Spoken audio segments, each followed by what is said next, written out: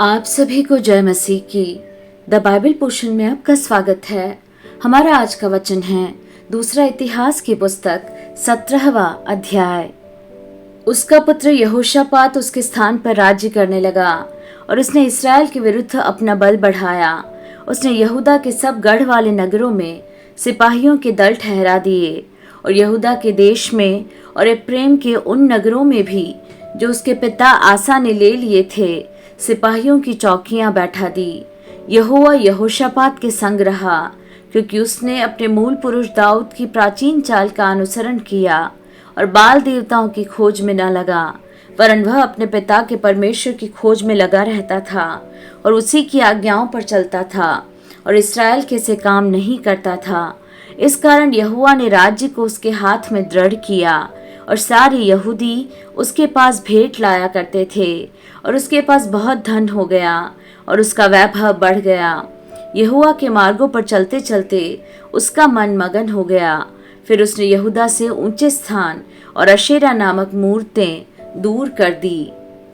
उसने अपने राज्य के तीसरे वर्ष में बेनहेल, ओबद्याह, जकर्याह, नथनेल और मीकायाह नामक अपने हाकिमों को यहूदा के नगरों में शिक्षा देने को भेज दिया।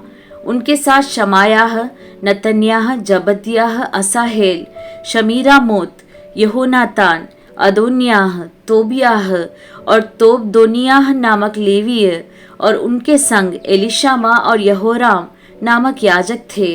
अतः उन्होंने यहोवा की व्यवस्था की पुस्तक अपने साथ लिए हुए यहूदा में शिक्षा दी, वरन वे यहूदा के सब नगरों में प्रजा को सिखाते हुए घूमे।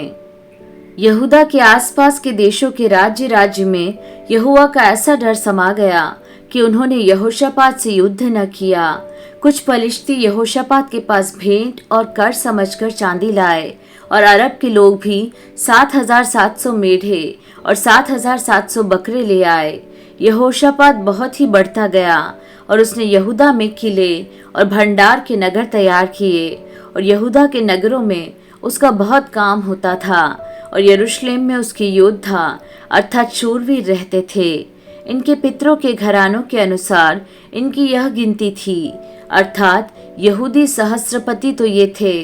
प्रधान अदना, जिसके साथ 3 लाख शूरवीर थे, और उसके बाद प्रधान यहोहानान, जिसके साथ 2,80,000 पुरुष थे, और इसके बाद जिक्री का पुत्र अमस्याह, जिसने अपने को अपनी ही इच्छा से यहोवा को अर्पण किया था, उसके साथ 2 लाख शूरवीर थे। फिर बिन्यामिन में से एलियादा नामक एक शूरवीर, जिसके साथ ढाल रखने वाले 2 लाख धनुर्धारी थे, और उसके नीचे यहोजाबाद, जिसके साथ युद्ध के हथियार बांधे हुए 1,80,000 पुरुष थे।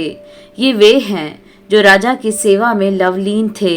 ये उनसे अलग थे जिन्हें राजा ने सारे यहूदा के गढ़ वाले नगरों में ठहरा दिया।